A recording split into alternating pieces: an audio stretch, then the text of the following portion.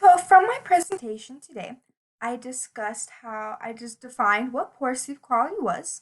I discussed how poor sleep quality impacts physical performance and physical health, as well as the academics and job employment that goes with that. I discussed how poor sleep quality negatively impacts mental health by increasing your chances of getting depression or anxiety, and I discussed how it affects and changes your mood. And lastly, I defined what REM sleep was.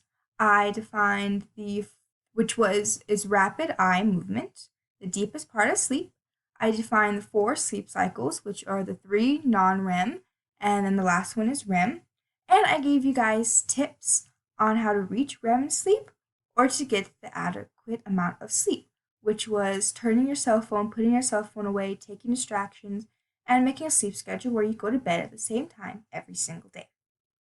Thank you for listening to my presentation, and I hope that you guys gain relevant and helpful information about sleep to make your everyday life better. Happy sleeping! Thank you!